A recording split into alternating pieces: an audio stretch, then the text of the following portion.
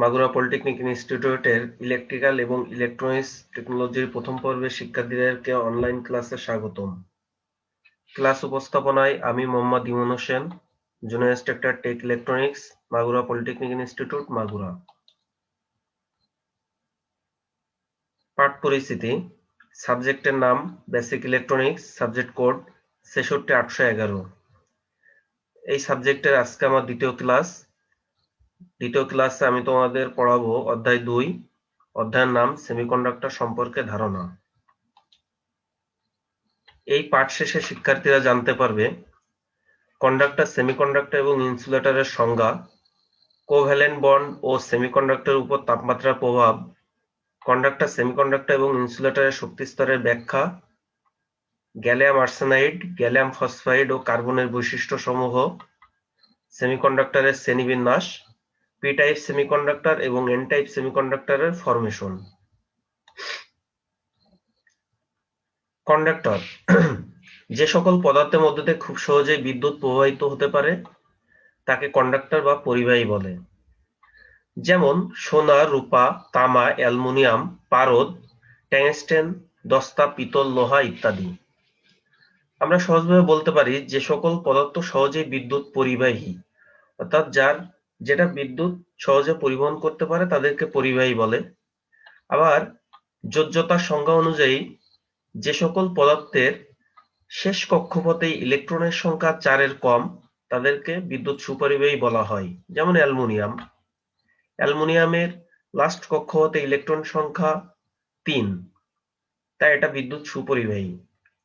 পরিবাহী পদার্থের forbidden energy gap 0, অর্থাৎ ভ্যালেন্স ব্যান্ড এবং কন্ডাকশন ব্যান্ডের ভিতর কোনো এনার্জি গ্যাপ থাকে না, পরস্পর ওভারল্যাপিং অবস্থায় থাকে।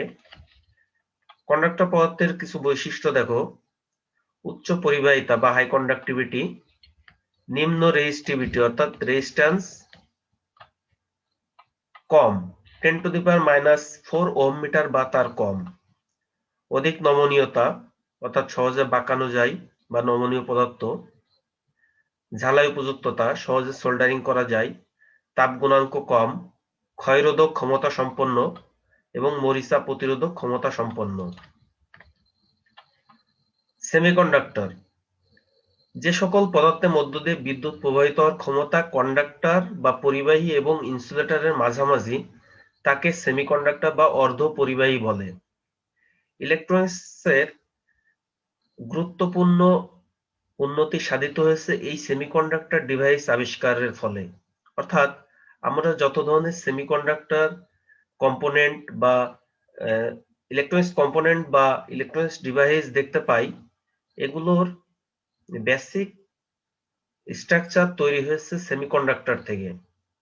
অর্থাৎ ইলেকট্রনিক্সের যে উৎপত্তি এবং ইলেকট্রনিক্সের যে আধুনিকায়ন, এটা সম্ভব হয়েছে সেমিকন্ডাক্টর ডিভাইসের ব্যাপক উন্নতির কারণে। তো সবথেকে বহুল ব্যবহৃত দুইটি সেমিকন্ডাক্টর হচ্ছে সিলিকন এবং জার্মেনিয়াম। এছাড়াও আরো আছে carbon, silicon carbide, visa card ইত্যাদি। তো সহজ ভাষায় আমরা বলতে পারি যে সকল পদার্থের বিদ্যুৎ পরিবহন ক্ষমতা কন্ডাক্টর এবং ইনসুলেটরের মাঝামাঝি তাকে সেমিকন্ডাক্টর বলে।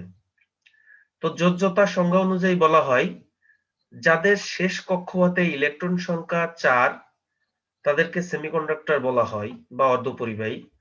যেমন সিলিকন এবং জার্মেনিয়াম। আমরা জানি সিলিকনের পারমাণবিক সংখ্যা 14 এবং জার্মেনিয়ামের পারমাণবিক সংখ্যা 32 এবং দুইটারই শেষ কক্ষপথে ইলেকট্রন সংখ্যা 4, তাই এদেরকে সেমিকন্ডাক্টর বা অর্ধপরিবাহী বলা যায়। সেমিকন্ডাক্টরের ফরবিডেন এনার্জি গ্যাপ 1 ইভি বা 1 ইলেকট্রোভোল্ট, অর্থাৎ ভ্যালেন্স ব্যান্ড ও কন্ডাকশন ব্যান্ডের মধ্যে ব্যবধান খুবই কম, মাত্র 1 ইলেকট্রোভোল্ট। সেমিকন্ডাক্টর পদার্থের বৈশিষ্ট্য: প্রায় উচ্চ পরিবাহিতা বা কন্ডাক্টর বা পরিবাহীর মতো। নিম্ন রেজিস্টিভিটি অর্থাৎ 10⁻⁻⁴ ওহম মিটার হতে 0.5 ওহম মিটার। তাপমাত্রা সহ ঋণাত্মক, অর্থাৎ যদি সেমিকন্ডাক্টরের তাপমাত্রা বৃদ্ধি করা হয় তাহলে এটা resistance negative resistance coefficient show করে বা রেজিস্ট্যান্স কমে যায়। ভেজাল পদার্থ মিশ্রিত করে পরিবাহিতা বৃদ্ধি করা যায়, এটা ডোপিং। ভেজাল পদার্থ মিশ্রিত করার এই পদ্ধতিকে ডোপিং বলা হয়। এটা আমরা আসবো পরবর্তীতে আলোচনা করব। পরম শূন্য তাপমাত্রা বা 273 ডিগ্রি কেলভিন বা 0 ডিগ্রি সেলসিয়াসে এরা ইনসুলেটর বা অপরিবাহী পদার্থের মতো আচরণ করে। ইনসুলেটর যে সকল পদার্থের মধ্য দিয়ে বিদ্যুৎ প্রবাহিত হতে পারে না তাকে ইনসুলেটর বা অপরিবাহী বলে। অর্থাৎ যে সকল পদার্থকে বাইরের থেকে বায়াস প্রয়োগ করে বা ভোল্টেজ প্রয়োগ করলেও এটার ভিতর দিয়ে কোনো ধরনের কারেন্ট প্রবাহিত হয় না তাকে ইনসুলেটর বলা হয়। যেমন রাবার, কাঁচ, এবোনাইট, কাগজ, চীনামাটি, প্লাস্টিক, বাতাস, শুকনো কাঠ ইত্যাদি। ইনসুলেটর বা অপরিবাহী পদার্থের ফরবিডেন এনার্জি গ্যাপ সমান 15 ইভি অর্থাৎ 15 ইলেকট্রোভোল্ট। ভ্যালেন্স ব্যান্ড ও কন্ডাকশন ব্যান্ডের মধ্যে ব্যবধান 15 ইভি। অপরিবাহী পদার্থের বৈশিষ্ট্য: পরিবাহিতা সবচেয়ে কম, উচ্চ রেজিস্টিভিটি 10⁷ ওহম মিটার বা তার বেশি, তাপমাত্রা সহ ঋণাত্মক অর্থাৎ এটারও তাপমাত্রা বৃদ্ধিতে রেজিস্ট্যান্স কমে যায়। ফরবিডেন এনার্জি গ্যাপ 15 ইভি বা 15 ইলেকট্রোভোল্ট, উচ্চ থার্মাল স্টেবিলিটি এবং উচ্চ থার্মাল কন্ডাক্টিভিটি। এখন আমরা আসি কোভ্যালেন্ট বন্ড বা সমযোজী বন্ধন। আমরা জানি যে পরমাণু সমূহ সাধারণত তাদের যে ভ্যালেন্স ইলেকট্রন দ্বারা বাইরের কক্ষপথকে পূরণ করতে চাই, অর্থাৎ শেষ কক্ষপথ সাধারণত তারা পার্শ্ববর্তী পরমাণুর সাথে ইলেকট্রন শেয়ারের মাধ্যমে তাদের অষ্টক পূর্ণ করতে চাই বা শেষ কক্ষপথ ভ্যালেন্স ইলেকট্রন দ্বারা পূর্ণ করতে চাই। তাই আমরা বলতে পারি যে পরমাণু সমূহ পার্শ্ববর্তী পরমাণুর সাথে ইলেকট্রন শেয়ারের মাধ্যমে যে বন্ধন সৃষ্টি করে তাকে কোভ্যালেন্ট বন্ড বা সমযোজী বন্ধন বলে।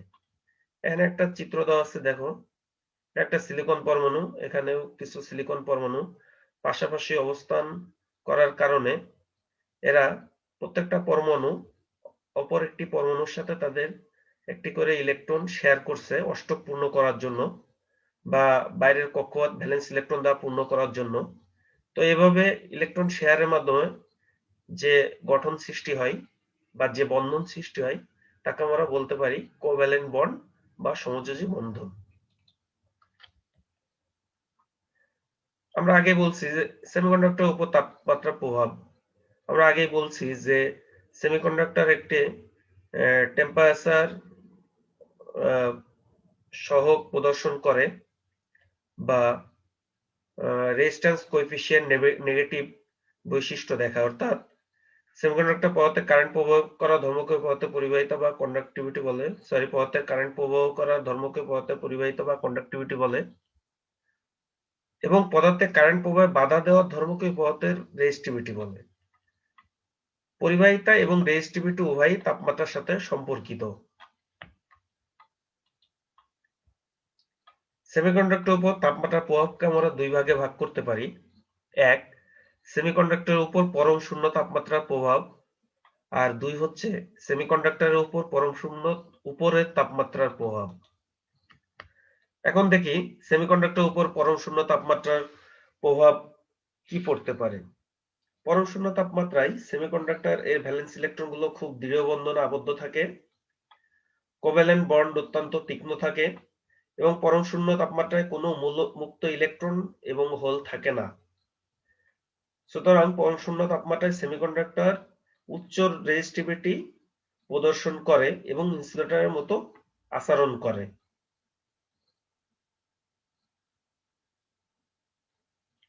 এখন দেখি যে পরম শূন্যের উপরের তাপমাত্রা যদি প্রয়োগ করা হয় তাহলে সেমিকন্ডাক্টরে কি পরিবর্তন ঘটে। পরম শূন্য তাপমাত্রার উপরের তাপমাত্রায় জেনারেশন ক্রিয়া ঘটে, ফলে পরিবাহিতা বা কন্ডাক্টিভিটি বৃদ্ধি পায়। অর্থাৎ যদি পরম শূন্য তাপমাত্রা থেকে তাপমাত্রা বৃদ্ধি করা হয় তাহলে সেমিকন্ডাক্টরের ভিতরে জেনারেশন প্রক্রিয়া ঘটে এবং কন্ডাক্টিভিটি বৃদ্ধি পেতে থাকে। তাপমাত্রা আরো বৃদ্ধি করলে কোভ্যালেন্ট বন্ড ভেঙে যায়, ফলে প্রচুর মুক্ত ইলেকট্রন এবং হোলের সৃষ্টি হয়, যার ফলে আস্তে আস্তে পরিবহন ক্ষমতা বৃদ্ধি পায়। পরশূন্য উপরের তাপমাত্রায় ভ্যালেন্স ব্যান্ড থেকে কিছু মুক্ত ইলেকট্রন কন্ডাকশন ব্যান্ডে চলে যায়, ফলে কন্ডাকশন ব্যান্ডে ইলেকট্রন সংখ্যা বৃদ্ধি পায়। পরশূন্য উপরের তাপমাত্রায় সেমিকন্ডাক্টরের নিম্ন রোধকতা বা রেজিস্টিভিটি প্রদর্শন করে। আগেই বলছি যে তাপমাত্রা যত বৃদ্ধি করা হয় তার রেজিস্টিভিটি কমতে থাকে এবং এটার কন্ডাক্টিভিটি বৃদ্ধি পায় ও কন্ডাক্টরের মতো আচরণ করে। এখন আমরা দেখব energy band diagram, conductor, semiconductor এবং ইনসুলেটর শক্তি স্তর বা এনার্জি ব্যান্ড ডায়াগ্রাম। তো এখানে দেখো, এটা কন্ডাক্টরের, এটা সেমিকন্ডাক্টর এবং এটা ইনসুলেটরের তিনটা এনার্জি ব্যান্ড ডায়াগ্রাম দেওয়া আছে। তো কন্ডাক্টরের ক্ষেত্রে দেখো, কন্ডাকশন ব্যান্ড এবং ভ্যালেন্স ব্যান্ড পরস্পর ওভারল্যাপ অবস্থায় থাকে, অর্থাৎ একটা অপরটির সঙ্গে অঙ্গাঅঙ্গিভাবে বা ওতপ্রোতভাবে জড়িত বা একটা অপরটার সাথে এমনভাবে স্পর্শ অবস্থায় থাকে যে এর ভিতরে কোনো এনার্জি গ্যাপ থাকে না, অর্থাৎ যে ফরবিডেন এনার্জি গ্যাপ থাকে না। তাই যদি বাইরের থেকে ভোল্টেজ প্রয়োগ করা হয় তাহলে ভ্যালেন্স ব্যান্ড থেকে সহজেই কন্ডাকশন ব্যান্ডে ইলেকট্রন গমন করতে পারে। এবং ধরে নেওয়া হয় যে যে সমস্ত পদার্থের ভ্যালেন্স ব্যান্ড থেকে সহজেই কন্ডাকশন ব্যান্ডে ইলেকট্রন গমন করতে পারে, ভ্যালেন্স ব্যান্ড হচ্ছে যোজ্যতা ব্যান্ড এবং কন্ডাকশন ব্যান্ড হচ্ছে পরিবহন ব্যান্ড। অর্থাৎ কোনো পদার্থের ক্ষেত্রে যদি ভ্যালেন্স ব্যান্ড থেকে কন্ডাকশন ব্যান্ডে ইলেকট্রন গমন করতে পারে তাহলে ধরে নেওয়া হয় সেই পদার্থ বিদ্যুৎ সুপরিবাহী। তো কন্ডাক্টরের ক্ষেত্রে যেটা আমরা দেখতে পাই যে কন্ডাক্টরের ভ্যালেন্স ব্যান্ড এবং কন্ডাকশন ব্যান্ডের ক্ষেত্রে কোনো ধরনের গ্যাপ থাকে না, অর্থাৎ কোনো এনার্জি ফরবিডেন এনার্জি গ্যাপ থাকে না, এর জন্য এটা সহজে বিদ্যুৎ পরিবাহী। সেমিকন্ডাক্টরের ক্ষেত্রে দেখি, সেমিকন্ডাক্টরের বিদ্যুৎ পরিবহন ক্ষমতা কন্ডাক্টর থেকে কম এবং ইনসুলেটর অপেক্ষা বেশি।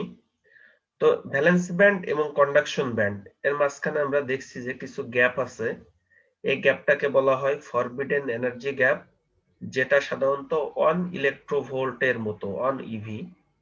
এখন বাইরের থেকে যদি ভোল্টেজ সাপ্লাই দেওয়া হয় বা বায়াসিং করা হয় তাহলে ভ্যালেন্স ব্যান্ড থেকে কিছু ইলেকট্রন কন্ডাকশন ব্যান্ডে গমন করে এবং এটা আস্তে আস্তে বিদ্যুৎ পরিবহন করতে পারে।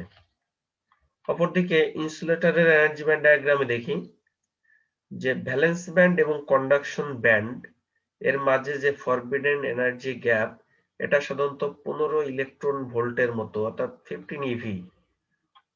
তাই বাইরে থেকে ভোল্টেজ সাপ্লাই দিলেও যে এর ভিতরে যে ফরবিডেন এনার্জি গ্যাপ বা শূন্যস্থান থাকার কারণে বাইরে থেকে ভোল্টেজ সাপ্লাই দিলেও ভ্যালেন্স ব্যান্ড থেকে কন্ডাকশন ব্যান্ডে কোনো ধরনের ইলেকট্রন গমন করতে পারে না, ফলে এটা অপরিবাহী থেকে যায়, অর্থাৎ ইনসুলেটরে বিদ্যুৎ পরিবহন করতে পারে না, কারণ এর দুইটা ব্যান্ডের ভিতরে ফরবিডেন এনার্জি গ্যাপটা অনেক বেশি।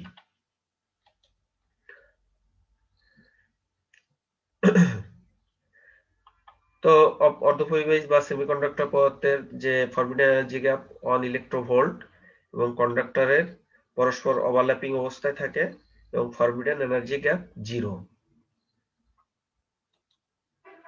এখন আসি গ্যালিয়াম ফসফাইড, গ্যালিয়াম আর্সেনাইডের বৈশিষ্ট্য।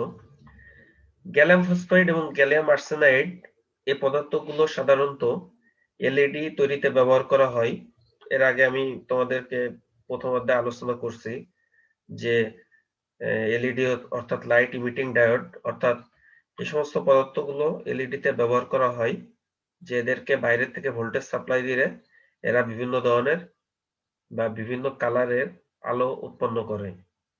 গ্যালিয়াম ফসফাইডের বৈশিষ্ট্য দেখো, সিলিকন ও জার্মেনিয়ামের তুলনায় তাপ সহন ক্ষমতা বেশি, ফরবিডেন এনার্জি গ্যাপ 2.26 ভোল্ট, গলনাঙ্ক -1480°C। এর তৈরিকৃত এলইডি থেকে লাল, সবুজ, কমলা রঙের আলো পাওয়া যায়, অর্থাৎ কোন এলইডি তে যদি গ্যালিয়াম ফসফাইড ব্যবহার করা হয় সেক্ষেত্রে আমরা লাল, সবুজ এবং কমলা রঙের আলো পেতে পারি। গ্যালিয়াম আর্সেনাইডের কিছু বৈশিষ্ট্য দেখো, এটাও সিলিকন ও জার্মেনিয়ামের তুলনায় তাপ সহন ক্ষমতা বেশি, forbidden energy gap 1.4 electron volt, ধাতব ও ঋণাত্মক সেমিকন্ডাক্টরে পরিণত করা যায়। গ্যালিয়াম আর্সেনাইড ব্যবহার করলে এর থেকে তৈরিকৃত এলইডি থেকে লাল রঙের আলো পাওয়া যায়। আরো কয়েকটা বৈশিষ্ট্য দেখো দেওয়া আছে নিচে। এখন আসি সেমিকন্ডাক্টরের শ্রেণীবিন্যাস। সেমিকন্ডাক্টরকে মূলত দুইটি ভাগে ভাগ করা যায়, একটা হচ্ছে ইন্ট্রিনসিক বা খাঁটি সেমিকন্ডাক্টর, আর একটা হচ্ছে এক্সট্রিনসিক বা ভেজাল সেমিকন্ডাক্টর। প্রকৃতিতে যে সেমিকন্ডাক্টর পাওয়া যায় সেটা ইন্ট্রিনসিক বা খাঁটি সেমিকন্ডাক্টর। যেমন পিওর ফর্ম অফ সেমিকন্ডাক্টর হচ্ছে জার্মেনিয়াম এবং সিলিকন। তো ইলেকট্রনিক্স কম্পোনেন্ট এবং সার্কিট বা ডিভাইস তৈরিতে এই খাঁটি সেমিকন্ডাক্টর আসলে কোনো কাজে লাগে না। তো খাঁটি সেমিকন্ডাক্টরকে আমাদের বিদ্যুৎ পরিবহন ক্ষমতা বৃদ্ধি করার জন্য ডোপিং করা হয়। ডোপিং অর্থ এমন একটা প্রক্রিয়া যার মাধ্যমে খাঁটি সেমিকন্ডাক্টরকে ভেজাল মিশিয়ে ভেজাল সেমিকন্ডাক্টরে রূপান্তর করা হয়। তো সেই ভেজাল সেমিকন্ডাক্টরকে বলা হচ্ছে এক্সট্রিনসিক সেমিকন্ডাক্টর। এক্সট্রিনসিক সেমিকন্ডাক্টর আবার দুই প্রকার, একটা হচ্ছে এন টাইপ সেমিকন্ডাক্টর আর একটি হচ্ছে পি টাইপ সেমিকন্ডাক্টর।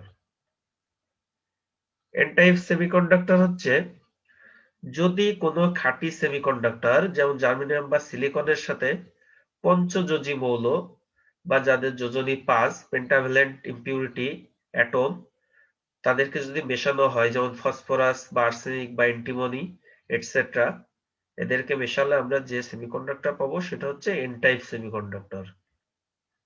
অপরদিকে পি টাইপ সেমিকন্ডাক্টর হচ্ছে এদের সাথে ত্রিযোজী মৌল বা ট্রাইভ্যালেন্ট ইম্পিউরিটি অ্যাটম মিশাতে হবে, যেমন গ্যালিয়াম বা ব্রোন বা অ্যালুমিনিয়াম বা ইন্ডিয়াম।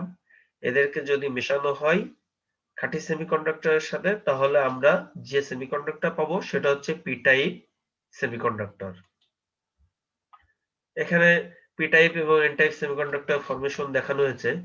দেখো এটা হচ্ছে একটা খাঁটি সেমিকন্ডাক্টরের সাথে অর্থাৎ সিলিকনের সাথে যদি আমরা অ্যালুমিনিয়ামকে মেশাই, অ্যালুমিনিয়াম হচ্ছে একটা ত্রিযোজী মৌল আর সিলিকন বা জার্মেনিয়াম হচ্ছে চারযোজী মৌল। তো দেখো সিলিকনের ক্ষেত্রে প্রত্যেকটা শেষ কক্ষপথে ইলেকট্রন সংখ্যা 4, এজন্য আমরা সিলিকনের প্রত্যেক সিলিকনের পাশে 4টে করে, প্রত্যেক সিলিকন পরমাণুর পাশে 4টে করে ইলেকট্রন নিয়েছি। তো যদি সিলিকনকে অ্যালুমিনিয়ামের সাথে মেশানো হয় তাহলে কি ঘটনা ঘটবে দেখো। অ্যালুমিনিয়ামের শেষ কক্ষপথে ইলেকট্রন সংখ্যা 3 বা এর যোজ্যতা 3। তো যখন সিলিকন পরমাণুর সঙ্গে মিশানো হবে তো অ্যালুমিনিয়ামের 3টা পরমাণু সিলিকনের অ্যালুমিনিয়ামের 3টা ইলেকট্রন সিলিকন পরমাণুর 3টা ইলেকট্রনের সাথে ইলেকট্রন শেয়ারের মাধ্যমে কোভ্যালেন্ট বন্ড বা সমযোজী বন্ধন তৈরি করে। কিন্তু প্রতি ক্ষেত্রে আমরা দেখতে পাই যে অ্যালুমিনিয়ামের জন্য একটা করে ফাঁকা জায়গার সৃষ্টি হয়। এই ফাঁকা জায়গাকে বলা হচ্ছে হোল। তো যেহেতু ইলেকট্রন নেগেটিভ চার্জ বহন করে, তো ইলেকট্রনের ঘাটতি বা এই ফাঁকা জায়গা এটা সাধারণত হোল পজিটিভ চার্জের সৃষ্টি হয়।